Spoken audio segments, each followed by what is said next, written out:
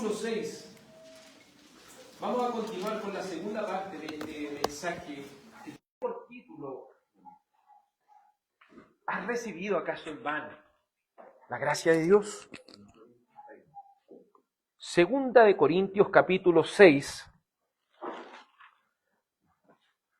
Y quedamos en el verso 11, así que vamos a leer desde el verso 11 hasta el capítulo 7, verso 1. Por favor, amados, puedan ponerse en pie para que podamos leer por misericordia del Señor. Segunda de Corintios capítulo 6, versículo 11. Leemos en el nombre del Padre, del Hijo y del Espíritu Santo. Nuestra boca, oh Corintios, les ha hablado con toda franqueza. Nuestro corazón se ha abierto de par en par. Ustedes no están limitados por nosotros, sino que están limitados en sus sentimientos. Ahora bien, en igual reciprocidad, les hablo como a niños. Ustedes también abran de par en par su corazón. No estén unidos en yugo desigual con los incrédulos, pues, ¿qué asociación tiene la justicia y la iniquidad?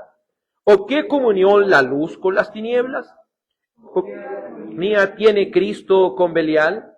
¿O qué tiene en común un creyente con un incrédulo? ¿O qué acuerdo tiene el templo de Dios con los ídolos? Porque nosotros somos el templo del Dios vivo. Como Dios dijo, habitaré en ellos y andaré entre ellos, y seré su Dios, y ellos serán mi pueblo.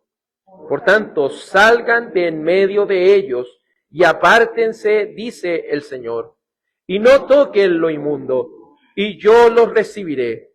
Yo seré un padre para ustedes, y ustedes serán para mí hijos e hijas, dice el Señor Todopoderoso. Por tanto, amados, teniendo estas promesas, limpiémonos de toda inmundicia de la carne y del espíritu, perfeccionando la santidad en el temor de Dios. Amén. Padre eterno, las Escrituras ya han sido leídas en este día. Le ruego y le suplico que me permita predicar fielmente tu palabra, bajo la iluminación del Espíritu Santo, bajo la fidelidad al texto bíblico, que cada uno de los que estamos aquí reunidos podamos ser alimentados por tu palabra, porque no solo de pan va a vivir el hombre, sino que el hombre va a vivir de toda palabra que sale de la boca de Dios. Y anhelo, Señor, que me ocupes como instrumento para que tu palabra corra y sea glorificada. Te ruego, Señor, que nos ayude a prestar la total atención, porque quien nos desprecia no está despreciándonos a nosotros, sino que está despreciando a aquel dador de la palabra de Dios, que es Dios mismo. Por eso te ruego, Señor, que nos ayudes a poder combatir contra el sueño, contra la distracción, contra todo aquello que quiere interponerse para que escuchemos tu santa palabra. Permítanos estar con todos nuestros sentidos abiertos y con un corazón abierto de par en par a recibir tu palabra. Y que también nosotros vayamos corroborando por las Escrituras si todo esto que se está diciendo es conforme a la verdad de Dios. Te ruego todo esto, Padre, en el nombre de tu amado Hijo Jesús. Amén. Favor de tomar asiento, amados hermanos. Recuerde que estuvimos viendo la vez pasada esta pregunta: ¿has recibido en vano la gracia de Dios? La palabra en vano significa vacío. Significa que es como el humo, que usted lo ve y al otro momento se desvanece. Cuando hablamos de la gracia de Dios, estamos hablando de ese ministerio de la reconciliación, por el cual el Padre, enviando a su Hijo, y su Hijo viviendo una vida perfecta por nosotros y padeciendo en la cruz del Calvario, nos reconcilió para con Dios, declarando su justicia perfecta sobre todos aquellos que ponen su fe y su confianza en el Santo Evangelio. Y todos nuestros pecados pasados, presentes y futuros han sido imputados, es decir, cargados a la cuenta de Cristo. Por eso cuando usted puede leer acerca de que Cristo fue crucificado, debe preguntarse quién debía ser crucificado verdaderamente, si no nosotros, que somos pecadores, pero Él tomó el lugar de los pecadores, Él tomó nuestro lugar en la cruz. A eso le hablamos y a eso se da a entender como gracia. ¿Qué es la gracia?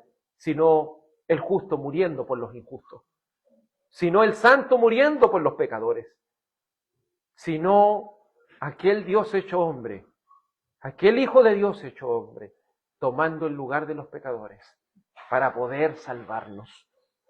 Por eso preguntamos, ¿ha recibido la gracia de Dios en vano? Por eso dice, y como colaboradores con Él también les exhortamos a no recibir la gracia de Dios en vano. ¿Ha sido salvo? Si has sido salvo, tiene una gran responsabilidad en tu vida. Y esa responsabilidad es la que estuvimos viendo, es de poder entender el tiempo que estamos viviendo. Aquellos que han sido salvados por la gracia de Dios entienden el tiempo que estamos viviendo. Y estamos viviendo en el tiempo de la gracia de Dios, en el cual Él ha hecho manifiesto ese pacto de gracia, ese nuevo pacto en Cristo. En el antiguo pacto se sacrificaban animales que apuntaban como símbolo a Cristo. Pero ya en nuestros días nosotros podemos decir, Cristo ya vino y el verdadero Cristo fue sacrificado por nosotros en la cruz del Calvario. Por eso entendemos que estamos en ese tiempo de la gracia de Dios, en ese tiempo en el cual Él ya ha hecho el sacrificio por nosotros. Y si Él ha hecho un gran sacrificio por nosotros, ¿cómo debe ser entonces nuestro comportamiento? ¿Cómo debe ser entonces nuestro proceder en esta vida? Porque en segundo lugar vimos que el apóstol Pablo, mostrando su vivencia, mostrando su ejemplo, da a conocer a la iglesia de Corinto de que aquellos que no han recibido en vano la gracia de Dios se caracterizan por dar fruto. Recuerde lo que Jesucristo dijo. ¿Cómo conocerán a los hijos del reino? Por sus frutos los conocerán. Por sus frutos los conocerán. Y cuando hablo del fruto del Espíritu, hablo de esa obra sobrenatural del Espíritu Santo que ha hecho en el corazón de aquellos que han sido transformados por Dios. Porque aquellos que han sido transformados por Dios han sido equipados con un amor sobrenatural. Han sido equipados con una fe sobrenatural. Han sido equipados con una paciencia sobrenatural. Con un dominio propio sobrenatural. Por eso aquellos que han sido regenerados, usted los puede conocer, si bien son pecadores, pero tienen eso especial, esa obra que Dios ha hecho en ellos, los cuales pueden mostrar un pedacito de Cristo en ellos. Entonces vimos que aquellos que no han recibido en vano la gracia de Dios, no solo dicen, soy salvo y ahora hago lo que quieren. No, los que no han recibido en vano la gracia de Dios viven vidas que agradan a Dios. Y trabajando dan mucho fruto.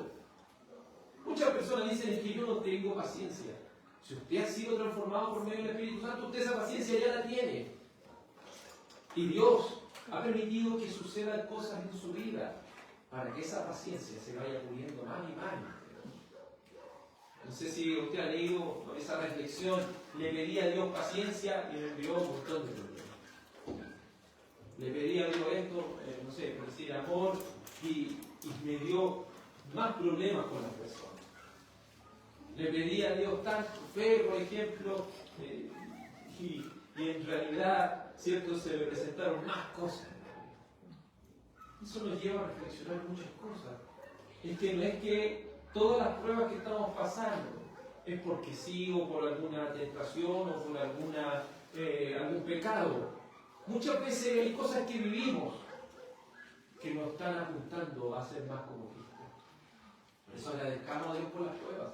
Agradezcamos a Dios por lo que nos ha sobrevenido. ¿Por qué? Porque eso nos está acercando más y más a depender más de Dios y menos de nosotros mismos.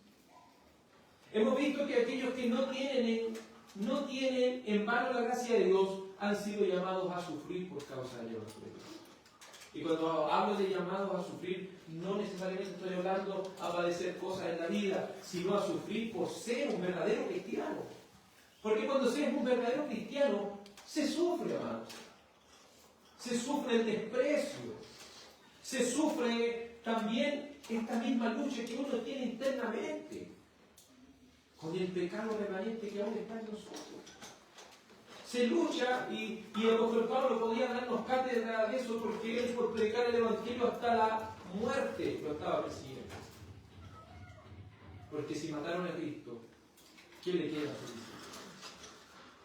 Aquellos que no han recibido en vano la gracia de Dios son aquellos que veremos hoy, aquellos que son llamados a amar a los creyentes. Miren lo que dice el apóstol Pablo en esta segunda de Corintios, capítulo 6, verso 11. Dice: nuestra boca, oh Corintios, les ha hablado con toda franqueza. Nuestro corazón se ha abierto de par en par. Aquí está hablando de ese tipo de espíritu que Dios ha colocado en él. Si usted analiza en qué contexto el apóstol Pablo está diciendo esto, la iglesia de Corintios lo trató súper mal al apóstol Pablo. El apóstol Pablo fundó aquella iglesia. ¿En qué sentido? Que él en la obra misionera empezó a trabajar ahí y ahí se formó la iglesia de Corinto. Pero luego, cuando pasó el tiempo, la iglesia de Corinto fueron otros predicadores ahí, falsos apóstoles, que empezaron a menospreciar al apóstol Pablo.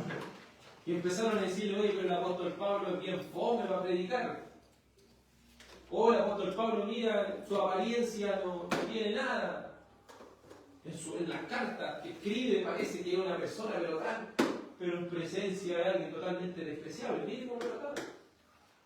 El apóstol Pablo, habiendo trabajado en la obra misionera de Corinto, le estaban pidiendo una carta de recomendación para que fuera a predicar ahí. Es decir, le estaban pidiendo más cosas para que él fuera a predicar a la propia iglesia en que él trabajó con sus propias manos. Pero después de pasar todas estas cosas y todo lo malo que ellos estaban haciendo con él, él dice: Corintios, yo le he hablado con toda franqueza y yo he abierto mi corazón de par en par a ustedes. ¿Quién con un amor humano va a poder amar a aquellos que no han entendido? Aquellos que no han sido regenerados se caracterizan por: si me la hizo, me la paga. Aquellos que no han sido transformados por Dios, si alguien le hace algo en la vida, dice: yo jamás le voy a perdonar lo que hizo. Aquellos que no han sido regenerados pueden perdonar de labios, pero en su corazón todavía está la espina de la falta de perdón. Pero aquellos que han sido transformados por Dios quieren hacerles prueba. Y pueden tener esa lucha también de querer de alguna forma guardar rencor, pero ahí es donde viene Dios y nos enseña a perdonar como Él nos perdona. Entonces el apóstol no es que él fuera de manera hipócrita a decir: no, lo amo mucho. ¿No? Él lo dice de verdad, porque él ha sufrido demasiado por esa iglesia.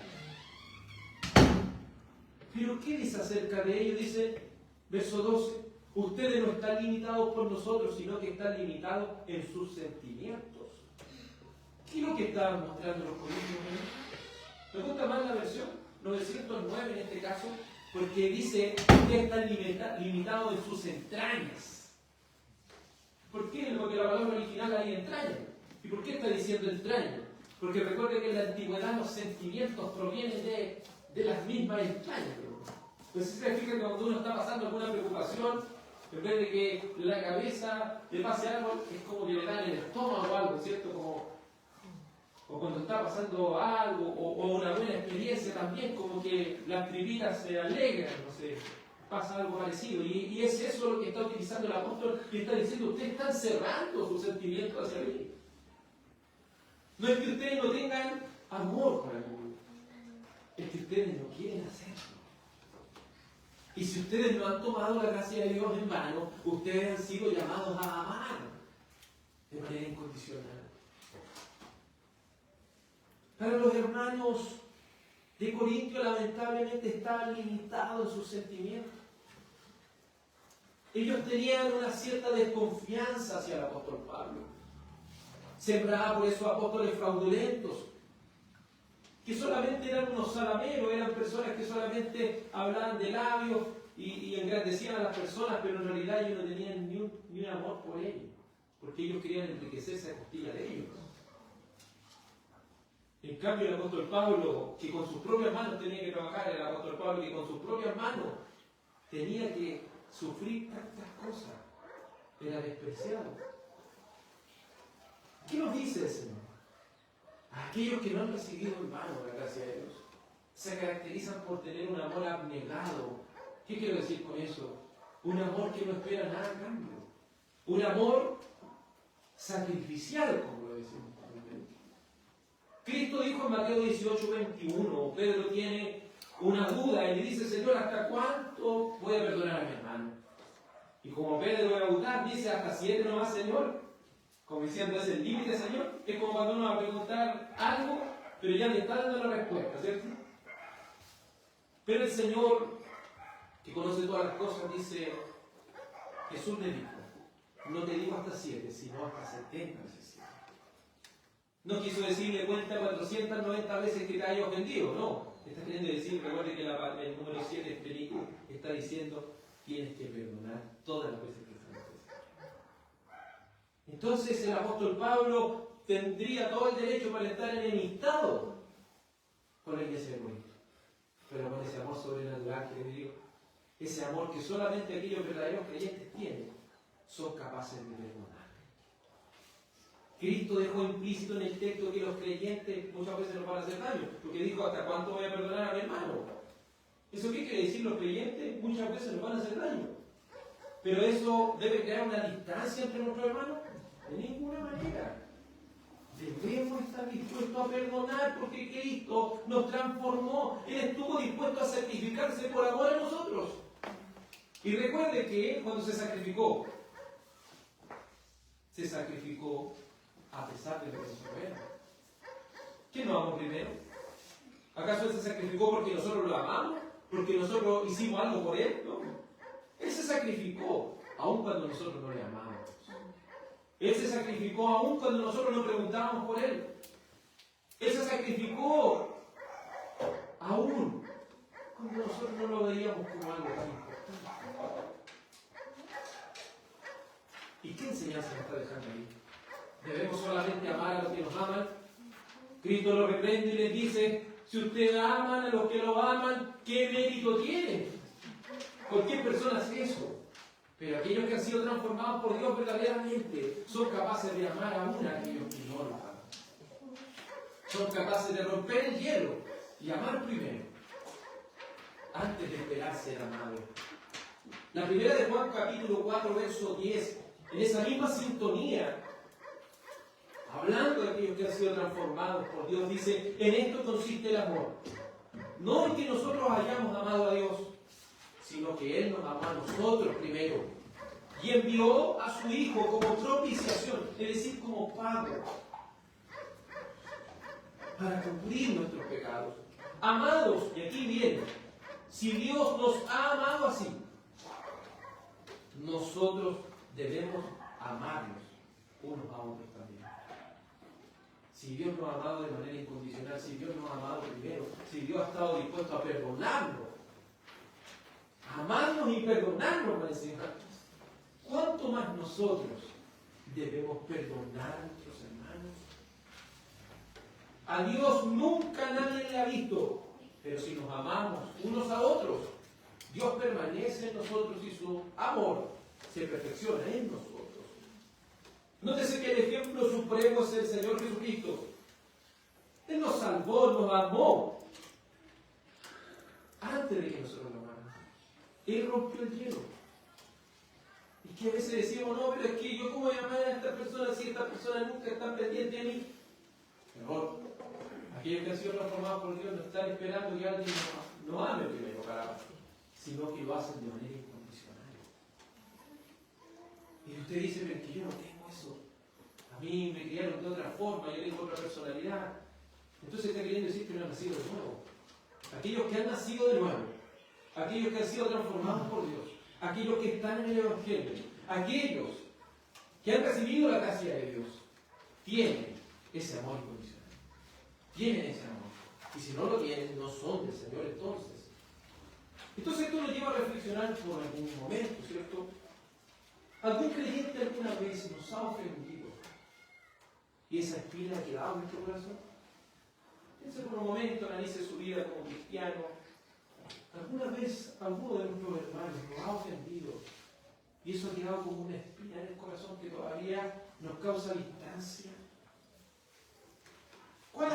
¿Cómo ha sido tu actitud hacia la ofensa? ¿Te has vuelto hostil y distante hacia ese creyente? ¿Crees que esto ha afectado algo en la relación entre ustedes? Pero ¿cuál es el llamado? Sino a abrir el corazón de par en par, para perdonar.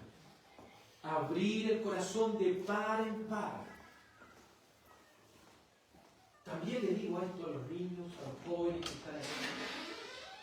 Sus padres creyentes les han ofendido de alguna forma. Le digo a los jóvenes, a los niños, sus padres creyentes de alguna forma se han equivocado y los han ofendido. Los han provocado a ira de manera injusta. Se sienten distantes. ¿Esto ha afectado la relación con sus padres, jóvenes? Si esto ha afectado, el llamado es a que hoy puedas rogar por un nuevo corazón, para que con la gracia de Dios no seas ese fruto perdonador. Aquellos que no han nacido aún de nuevo, el tiempo es hoy para que rueguen por un nuevo corazón, para que puedan abrir sus corazones de par en par y así puedan amar de manera incondicional. Ese es un consejo para cada uno de nosotros y eso lo podemos expandir a las demás relaciones de la vida. ¿Hay alguien en nuestra vida que no hemos perdonado? ¿Hay alguien en nuestra vida que todavía está esa espina ahí? Somos creyentes, somos cristianos, pero todavía está esa espina ahí. Es hora de que nosotros podamos abrir nuestro corazón de par en par y podamos siempre, en cuanto dependa de nosotros, como dice Romanos 12, procurar la paz con todos. Recuerde que cuando se habla en el libro de Hebreos con respecto a la santidad, siempre dice, sin santidad nadie ve al Señor y todo hay.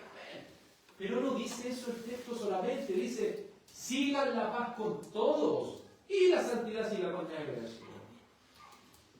¿Qué es lo que debe procurar el cristiano? La paz. Y para eso debe abrir su corazón. Pero si dice en tu corazón es que yo no tengo eso, ruega a Dios por un nuevo corazón. Él te puede dar ese nuevo corazón. Él puede escribir la ley en tu corazón. Él puede capacitarte con fe y arrepentimiento para que puedas hoy gustar de ese ministerio de la reconciliación. Para que puedas hoy gustar de ese fruto espiritual en tu corazón.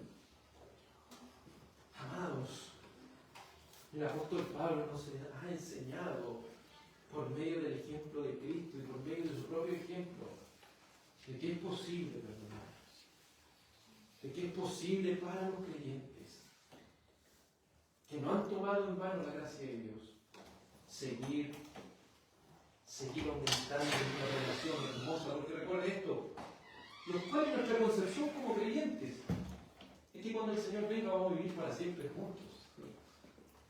Piense que vamos a vivir para siempre juntos. Entonces eso no debe escaparse de nuestra mente. Vamos al siguiente punto. Los que no han recibido en vano la gracia de Dios son llamados a andar en santidad. Dice el verso 14, 2 Corintios 6, 14. No estén unidos en yugo desigual con los incrédulos. Pues ¿qué asociación tiene la justicia y la iniquidad? ¿O qué comunión la luz con las tinieblas? Y así, cierto, sucesivamente empieza a marcar esta antítesis, esta contrariedad que hay en estas dos cosas. Creo que si has sido cristiano por mucho tiempo o has sido criado en una familia cristiana, siempre se nos ha repetido eso. No se unan en yugo desigual. ¿Alguna vez lo has escuchado? No se unan en yugo desigual. Y dicen, no, si vas a casarte con alguien, no puedes casarte con alguien que no sea creyente. Y como que siempre se enfoca esto en el matrimonio. Pero ¿está hablando aquí solo del matrimonio? ¿Qué es lo que debemos buscar? Dice, no estén unidos en yugo desigual con los incrédulos.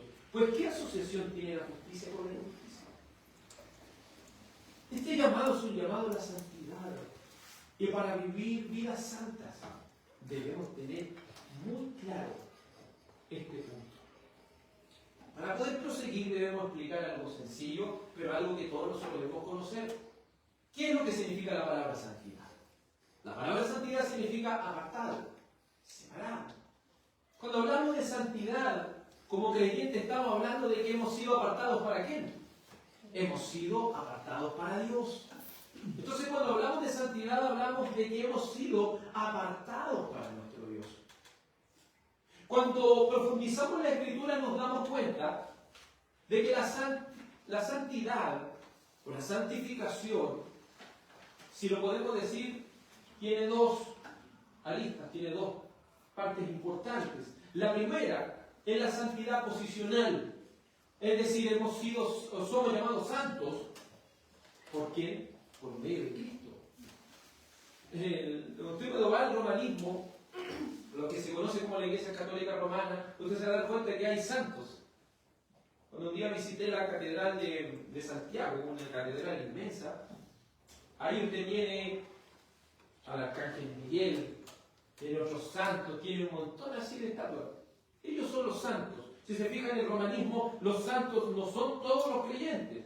Los santos son solamente aquellos que han acumulado una gran cantidad de méritos. Ellos son los santos. Los demás son los que van a la iglesia. Pero en el cristianismo evangélico, en el cristianismo en general, los santos son todos los creyentes.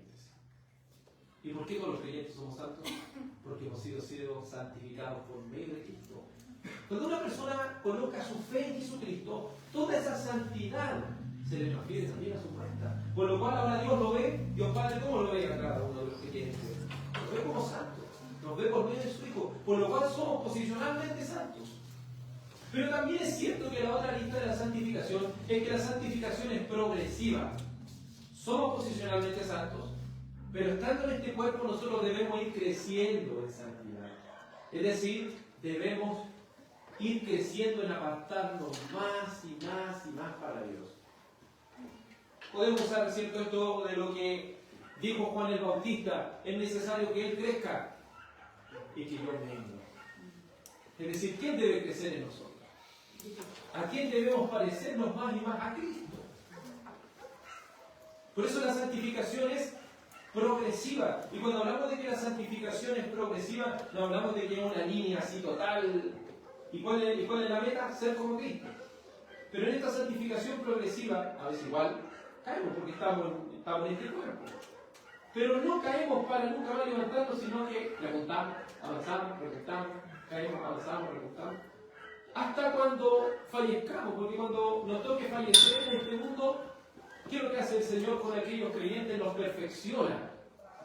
Y ya hace desaparecer toda esa pecaminosidad, ya lo coloca en la imagen de Cristo. O si Él viene por segunda vez y nos toca vivir la resurrección, ahí Él va a cumplir y va a suplir lo que nos falta. Recuerden lo que dice Filipenses 1:6: el que comenzó la buena obra en ustedes la va a perfeccionar hasta el día de Jesucristo.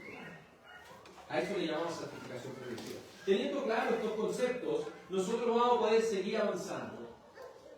Entendiendo esto el apóstol como un padre que ama y perdona, porque esto también es importante. Cuando hablamos de perdón, no hablamos solamente de ser puro amor y perdonar y todo eso, sino que perdonamos, pero también para buscar que aquellas personas que hemos perdonado también crezcan y avancen.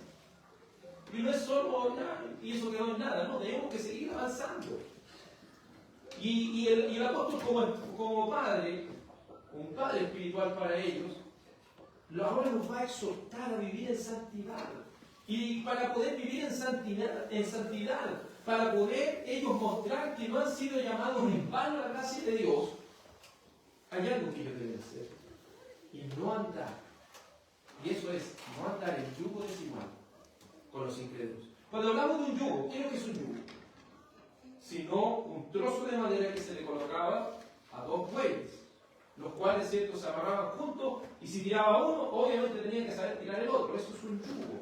Y aquí está diciendo que no debemos enyugarnos con aquellos que desprecian el Evangelio. No debemos enyugarnos con todos aquellos que no confiesan a Cristo como su Señor y Salvador. Viendo este contexto, debemos decir que los corintios no estaban en comunión estaban ellos en comunión con los falsos apóstoles. ¿Cuál era su yugo que tenían ellos también, los falsos apóstoles? Pero no solo eso, sino que como dijimos cuando comenzamos a estudiar Corinto, la ciudad de Corinto era una ciudad sumamente, si lo podemos decir, libertina. La prostitución religiosa estaba a la orden del día ahí. La comida sacrificada a los ídolos, estaba toda la perversión, si lo podemos decir, ahí en Corinto. Entonces, ¿qué es lo que estaba pasando con estos corintios? Decían, soy salvo por gracia, así que ahora ya como soy salvo, puedo llegar a hacer y deshacer. Total, ya soy salvo. Soy salvo por gracia, no por obra, entonces puedo hacer lo que quiero. No, el apóstol Pablo está diciendo, no. Tú eres salvo por gracia, pero aquellos que son salvos por gracia no viven como el mundo. Viven en santidad. Pero para vivir en santidad hay algo que es importante. No debemos estar en yugo desigual con los incrédulos. El llamado era a deshacer toda asociación íntima con el mal. Cuanto peor es una persona y más abierta se opone a Cristo y su Evangelio, mayor es el peligro y la malignidad del creyente con ella. Hay que ser sumamente cuidadosos, amados hermanos. Tener una relación íntima con no creyentes es algo muy peligroso. Y entre más esa persona desprecia a Cristo, y entre más esa persona abiertamente esté en contra del Señor, ¿cuánto más también nos va a afectar a nosotros? Cuando hablamos del yugo, la ley ya lo había establecido. Miren lo que dice Levítico 19:19. Mis estatutos guardarán. No juntarás dos clases distintas de tu ganado. No sembrarás tu campo con dos clases de semilla. Ni te pondrás un vestido con mezcla de dos clases de material. ¿Qué es lo que nos quiere decir esto? Recuerden que el pueblo de Israel en la antigüedad, ellos tenían un llamado a andar en santidad. Pero debían reflejar esa santidad de manera externa. ¿Y cómo lo hacían? No podían colocar a dos animales de diferentes especies y enyugarlos. No podían colocarse dos prendas diferentes. No podían. Ellos siempre tenían que seguir una diferencia con el mundo. Podemos deducir de alguna forma que el apóstol Pablo, sacando este ejemplo, y ahí es donde quiero llegar a ese punto, ¿qué significa el yugo desigual? Y siempre decimos enyugar a dos bueyes, pero el yugo desigual no significa enyugar a dos bueyes. Significa enyugar a dos clases de animales diferentes. Significa unir dos cosas que no pueden ser unidas.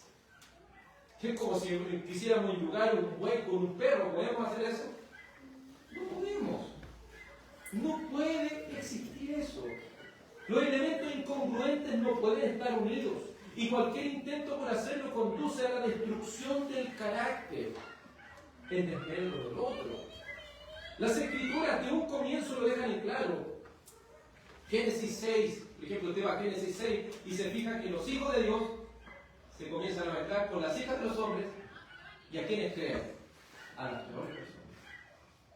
Es decir, ya desde el principio la Escritura ya nos está diciendo que la mezcla entre creyentes y no creyentes siempre trae consecuencias.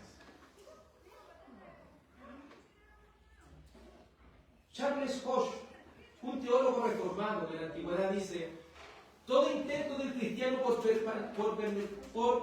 permanecer cristiano y conservar su estado interno como tal, y no obstante entrar voluntariamente en íntima comunión con el mundo, es tan imposible como combinar la luz con las tinieblas, la santidad y el pecado, la felicidad y la desgracia. Fin de la cita.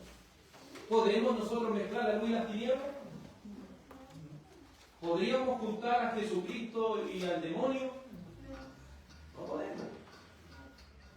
Así, amados hermanos, yo creo que todos nosotros en algún momento nos ha afectado esto. No sé, en un trabajo, a veces juntarnos con personas, estrechar más relaciones con personas que son desacatadas, ¿me entiendes? Personas que desprecian el Evangelio. Uno puede decir, no, si nosotros que somos estamos firmes en el Evangelio, estamos bien, pero empezamos a conversar y empezamos a echar la talla, como se dice, y se va dando cuenta que las cosas van subiendo de tono y las cosas a veces van saliéndose de su rumbo. ¿Y quién termina quedando mal parado? ¿El creyente o el incrédulo? El creyente. Y eso es cierto, nosotros ya nos conocemos con experiencia propia, la experiencia de la misma vida. Nos vamos dando cuenta que si nosotros nos unimos y nos enyugamos íntimamente con los incrédulos, eso de alguna forma nos frena. Eso de alguna forma altera nuestra comunión con Dios. Por eso que una señal de alerta venga sobre ti cuando te estés relacionando muy íntimamente con los incrédulos. Las Escrituras nos alertan en 2 de Pedro 3:17. Por tanto, amados, sabiendo esto de antemano, estén en guardia. No sea que arrastrados por el error de los inicuos, caigan de su firmeza. El apóstol Pedro ya lo estaba anticipando. ¿Qué iba a lograr esta comunión? Que de alguna forma caigamos de la firmeza en la que estamos. Si nos seguimos asociando íntimamente con los incrédulos, si nos seguimos asociando íntimamente con cosas que nos hacen daño, porque aquí no estamos hablando solamente del matrimonio, no estamos hablando solamente de las amistades, no estamos hablando solamente de los compañeros de trabajo, también estamos hablando de todas aquellas cosas que podemos estar haciendo y que nos quitan comunión con Dios. ¿Qué asociación íntima tenemos con los incrédulos hoy? ¿En qué área de nuestra vida estamos siendo afectados por asociarnos íntimamente con los no creyentes? ¿Cómo está afectando esta asociación con los incrédulos en nuestro testimonio del Evangelio? Por eso les digo, hermanos, entre más estrechamos relaciones con los incrédulos, muchas veces más nos hundimos en este lodo y después decimos, ¿y tú no soy evangélico? Hoy tú no estás predicando a Cristo, mira. Y es como que a veces me hicieron intencionar, ¿cierto? Como que le hacen esa trampa para después pegarle ahí el puntazo. Por eso, amados, cuidémonos. Y también le hablo a los niños, a los jóvenes. ¿Qué asociación o qué amistad íntima con aquellos que no conocen el Evangelio y desprecian están haciendo retroceder tu llamado al Evangelio? ¿Qué compañero o compañera del colegio, qué persona de alguna forma hostil a Cristo puede estar quitándonos comunión con Dios? Porque si bien joven, niño y todos aquellos que no han nacido de nuevo, si bien aún no han sido transformados por medio del Espíritu Santo de Dios, sí, al estar en una familia cristiana o al estar en contacto con el Evangelio, están siendo llamados. Pero también le hago el llamado a ustedes. ¿Qué asociación les puede estar afectando en este llamamiento que Dios le está realizando hoy? Porque Dios le está llamando por medio del Evangelio. Pero ¿qué es lo que está estorbando? ¿Qué amistad? ¿Qué persona le está cuestionando que usted se esté acercando a las cosas de Dios? Cuando se es joven muchas veces se vive eso. Hoy está yendo a la iglesia, sí, y hay personas que quieren ocultar eso. Y quieren ocultarlo para no sentirse avergonzados. Pero recuerden lo que dijo Cristo: quien se avergüence de mí aquí en la tierra, yo también me avergonzaré de él en el día del juicio. Esta cosa de las asociaciones y las cosas que también nos puedan estar induciendo a pecar, debemos tomarla con bastante cuidado, amados. El apóstol sigue haciendo este contraste con preguntas retóricas. Cuando hablo de preguntas retóricas, hablo de preguntas que tienen respuesta. Tienen una respuesta inmediata. ¿Y cuál es esa pregunta? Dice, ¿qué asociación tiene la justicia con la iniquidad? ¿Te fijas que en la mente viene el tiro de la respuesta? ¿Qué amistad tiene la justicia con la injusticia? Ninguna, ¿cierto? Al tiro en la mente, esa pregunta retórica resuena. Dice, ¿qué comunión tiene la luz con las tinieblas? ¿Te fijas? La pregunta retórica, ninguna. ¿Qué armonía tiene Cristo con Belial? Ninguna. ¿O qué tiene en común un creyente con un incrédulo? Ninguna. ¿O qué acuerdo tiene el templo de Dios con los ídolos? ¿Tiene alguna comunión esto?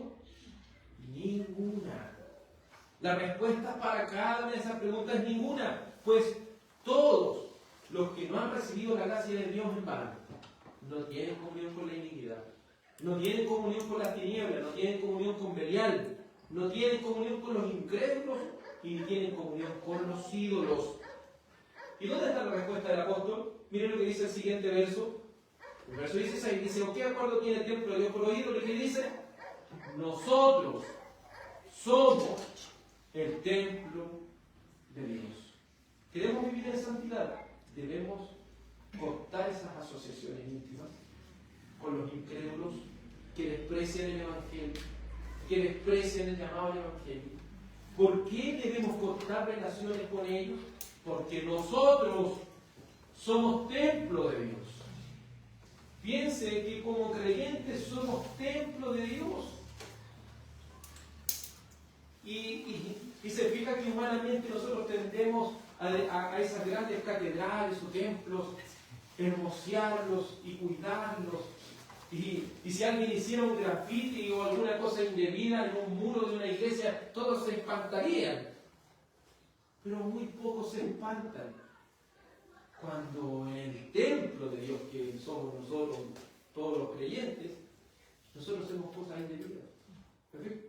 Y no es alarma por eso. Alguien porque raya en una iglesia, se escandalizan, pero cuando nosotros hacemos cosas indebidas con nuestro cuerpo, con nuestros ojos, con nuestros labios, con nuestros oídos, con lo que vemos, escuchamos, hablamos,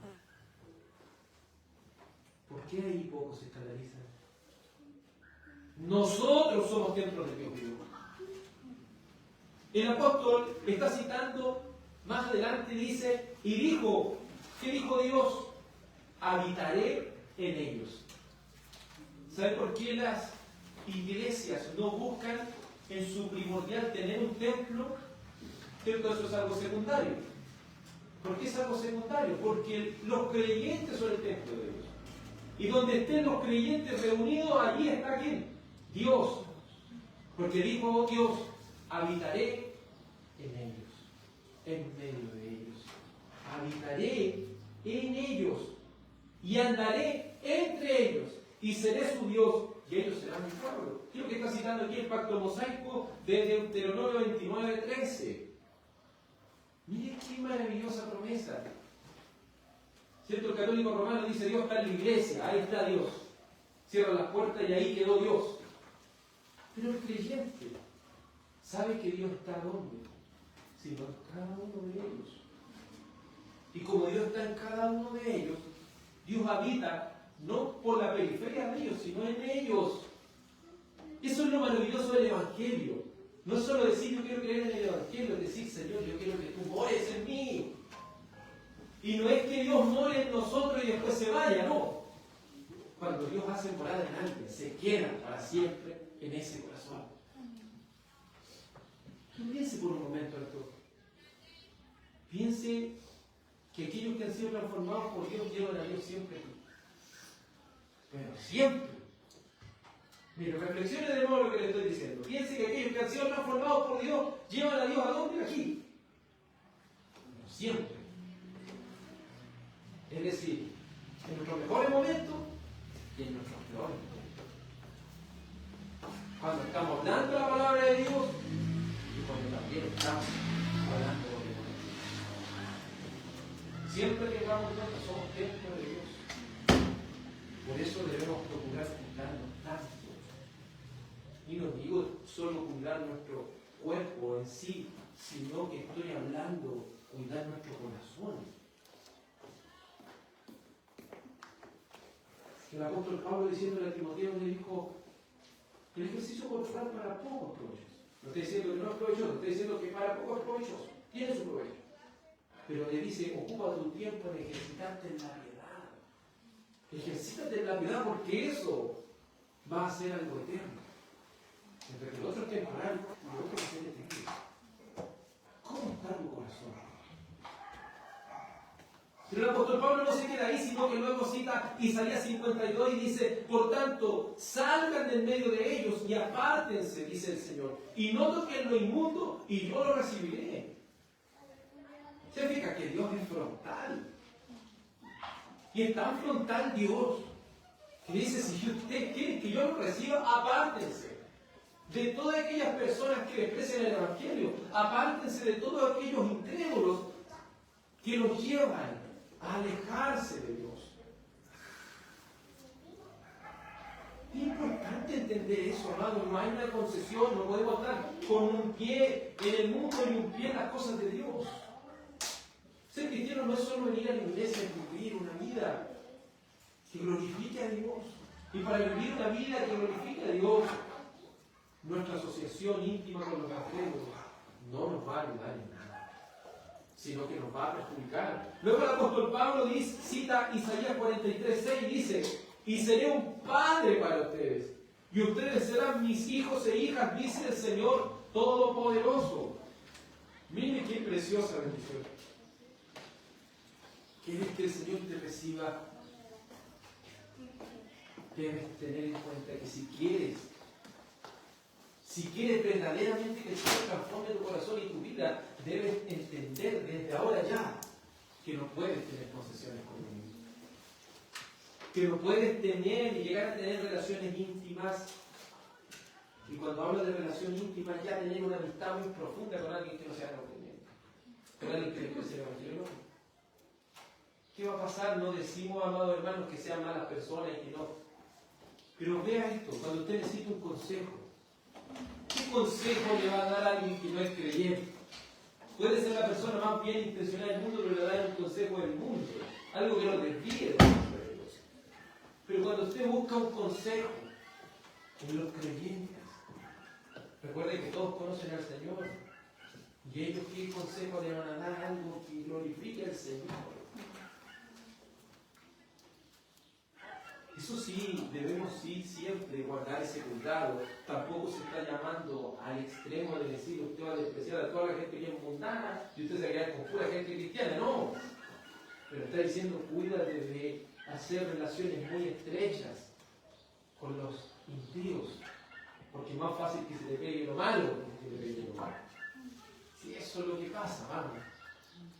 Incluso el apóstol Pablo ya a los Corintios le había dicho, recuerden, las malas conversaciones corrompen las buenas costumbres. Usted podría haber estado leyendo la Biblia todo el día, pero si usted tiene una mala conversación, va a terminar corrompiendo y deconstruyendo todo lo que le ha costado conocer. ¿Qué nos queda en esto? Ayudar a trabajar nuestro carácter. Yo sé que para las personas que son más constantes, se le hace más fácil. Hay personas que andan buscando amigos en todo el mundo. Pero hay personas más amistosas, personas que más llegan a las personas y ahí es donde cuesta. Porque cuando nos toca tener una amistad muy estrecha con personas que son muy depravadas de mente, ¿qué va a pasar ahí? ¿Entienden? ¿Quién le va a poder hablar de Cristo si no quiere nada de Cristo? Lo desprecia, lo odia incluso. ¿Qué le va a poder dejar? Evite las personas. Con todo esto el apóstol hace un llamado a que todos aquellos que no han recibido la gracia de Dios en vano deben vivir vidas bajo el cumplimiento de las promesas de Dios reveladas en el antiguo pacto y cumplidas en el nuevo. Es como si se volviese a recordarnos que en el tiempo que estamos viviendo. Recuerden, el antiguo pacto era un pacto mixto. ¿Por qué mixto? Porque había creyentes y no creyentes. Por eso usted puede, cuando lee la Escritura, se da cuenta que en el desierto murió un montón de gente. ¿Y quién entraron a Canaán? Solamente los hijos. Y Josué y Caleb. Usted puede decir, pero no entró esa gente. ¿Qué pasó con esa gente? Eran incrédulos. Pero vieron otros creyentes. ¿Me entiendes? O sea, que hablamos de un pacto mixto, creyente y no creyente. Pero en el nuevo pacto, solamente está compuesto por quién? Creyentes. Y si está compuesto por creyentes, tenemos a Dios por Padre, somos sus hijos del Todopoderoso, y somos llamados a vivir a la luz de la santidad. El consejo de Pablo es que nos alejemos de los incrédulos y de toda cosa que nos sea de tropiezo para vivir en santidad. Por eso toma un tiempo de reflexionar, digiere esto, y pregúntate quién o qué está estorbando nuestra comunión con Dios. ¿quién o quién está impidiendo que nosotros podamos vivir en santidad? Evitemos a todos aquellos que desprecian el Evangelio. Y cuando digo evitar, no digo que seamos malas personas con ellos, sean buenas personas con ellos. Pero evite la relación íntima, evite tirar la talla con ellos, porque si no, va a terminar inmiscuyéndose en todas estas cosas. Por eso, amados, espero ser lo suficientemente claro, porque te digo, yo creo que todas estas cosas las hemos vivido cada uno de nosotros. Pero es necesario tenerlas en claro para que no vivamos después las consecuencias. ¿Cómo termina el apóstol Pablo en el 7.1? Y eso también, una breve. Los capítulos de la Biblia no están ordenados así precisamente. Por eso que tuve que incluir el 7.1. Porque si se fijan, miren, leo el 7 y pertenece al 6. Miren lo que dice el 7. Por tanto, amados. ¿Se fijan? ¿Por qué dice por tanto? Porque pertenece al concepto anterior. Dice por tanto, amados. ¿Cuál es el consejo, apóstol? ¿Cuál es el consejo del apóstol Pablo? ¿Cuál es el consejo de Dios? Por tanto, amados, teniendo estas promesas, limpiémonos de toda inmundicia de la carne y de espíritu, perfeccionando la santidad en el temor de Dios. Temor no significa miedo, temor significa respeto. Los reformadores de la antigüedad o cristianos de la antigüedad decían lo siguiente: vivimos, lo digo en latín, coram Deo.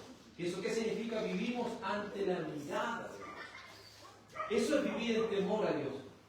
Es vivir sabiendo que donde quiera que esté, Dios está ahí, mirando. Dios está ahí mirando. Y usted dice, y dentro de mi mente, ahí está también mirando. Ahí está mirando todo. Y ha visto todo lo que soy. Pero si hay algo, amados hermanos, que me hace arrepentirme más y más de mis pecados y me lleva al arrepentimiento cada día, es pensar que Dios, aún sabiendo todo lo que somos,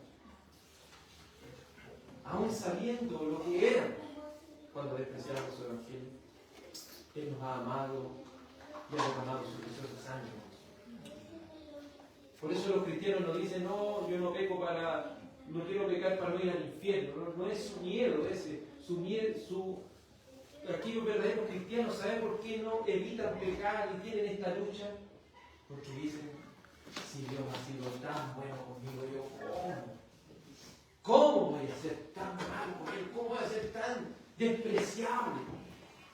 Si Él ha sido tan bueno conmigo. Entonces eso es vivir bajo la ley de Cristo. No vivir bajo la ley de un miedo de que, nos vamos a perder. No.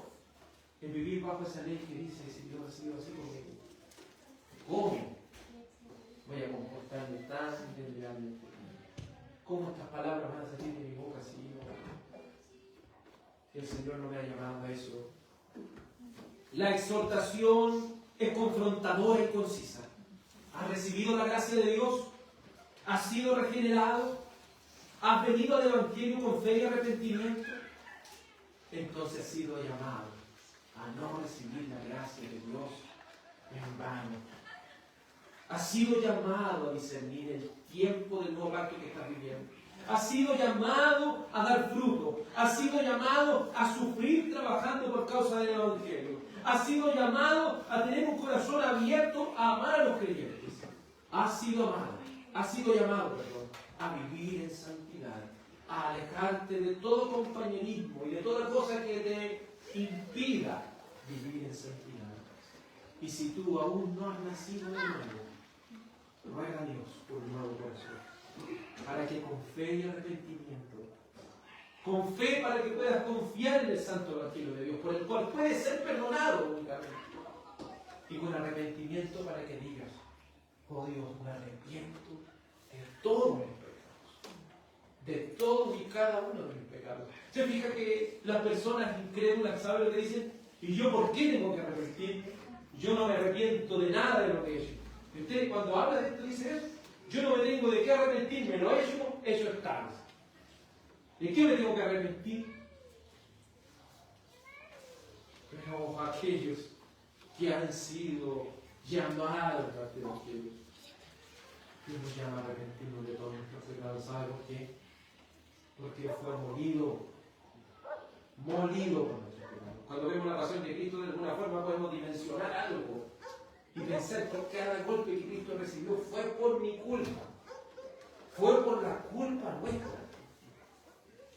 Decimos, no tengo que arrepentir hasta del más mínimo, hasta esa mentira piadosa que dije, porque cada pecado trajo un dolor sobre Cristo, y el dolor más grande que él podía experimentar. Porque el dolor más grande no fue la muerte, no fue la corona de Cristo. El dolor más grande fue haber sido abandonado por el Padre. Hay gente que dice, oh, qué malo el Padre, ¿por qué lo abandonó? No sabe. Porque aquel debía ser abandonado en él. Era cada uno de nosotros. A causa de nuestro pecado. Porque Dios puede juntarse con los pecadores, no puede. Por eso no podemos decir Dios ama a todo el mundo, no lo ama, porque Él no puede amar el pecado. La única forma que nos ame es por medio de su Hijo. Ruega a Dios por el nuevo corazón. Por tanto, teniendo estas promesas, limpiémonos de toda inmundicia de la carne y de espíritu, perfeccionando la santidad en el temor de Dios. Oremos. Amado Padre Celestial,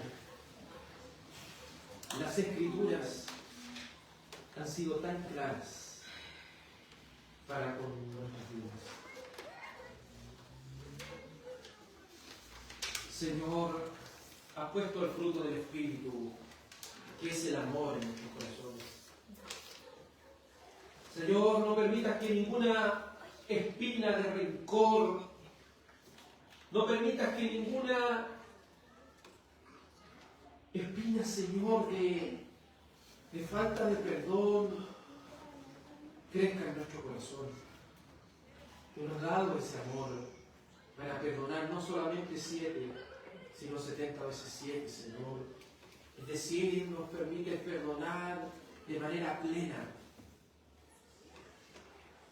Ayúdanos, Señor, a tener ese corazón perdonador. Y ayúdanos, Señor, a abrir ese corazón también de par en par para recibir ese perdón. Ayúdanos, Señor, a vivir bajo tu mirada a cada momento. Ayúdanos, Señor, a alejarnos de esa comunión estrecha, de esa comunión íntima, de esa comunión de una amistad muy profunda con el Señor en el Evangelio. Señor, te ruego por aquellos que aún no han nacido de nuevo. Te ruego por aquellos que aún no han venido con fe y arrepentimiento a este Evangelio. Te ruego por aquellos de los cuales aún no eres Señor y Salvador, para que por medio del Espíritu Santo tú les des un nuevo corazón, para que vengan con fe y arrepentimiento a tu santo y precioso Evangelio. Porque no somos salvos por las obras, somos salvos por la obra maravillosa que Cristo ha hecho por nosotros en la cruz del Calvario, y solo por la gracia de Dios y solo por la justicia de Cristo somos aceptados delante del Padre. Señor, reconocemos nuestros pecados delante de ti. Guíanos para vivir vidas que agraden tu nombre. En el nombre de tu amado Hijo Jesús. Amén. Bueno, amados, vamos a cantar por última vez, para así por la misericordia del Señor estar ya rogando la bendición.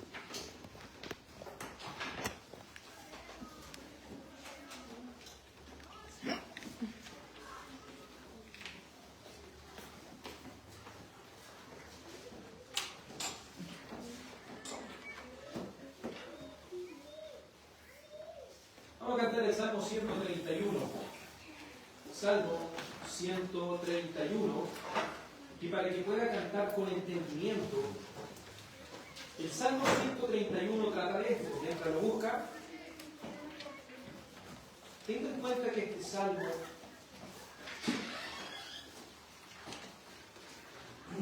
quiere decir lo siguiente. El salmista protesta de su humildad y mortificación y asegura el socorro del Señor. Es decir, está hablando de que este salmista tiene una lucha con él mismo. Pero él quiere matar ese pecado que está en su corazón. De eso vamos a cantar, hermanos. Salmo 131. Nunca Jehová mi corazón, antiguo se ensoberbeció, ni al santo mi socorro dio. Buscaba vana exaltación, tampoco marché yo en pos de grandezas ni de poder, sin excelencias pretender, más de lo que se me asignó. He puesto e hice callar mi alma cual niño que a su vez destetado de madre es, cual bebé que sin madre está, que desde ahora y por jamás espere el pueblo de Israel con un corazón recto y fiel al eterno a Jehová. Amén. Incline su rostro con reverencia, con temor delante del Señor, para que pueda recibir la bendición de Dios. Váyase con esta bendición de nuestro Salvador. Que el Señor te bendiga y te guarde, y tenga de ti misericordia. Que el Señor haga resplandecer su rostro sobre ti. Que el Señor alce sobre ti su rostro y te dé paz. En el nombre del Padre, del Hijo y del Espíritu Santo. Amén.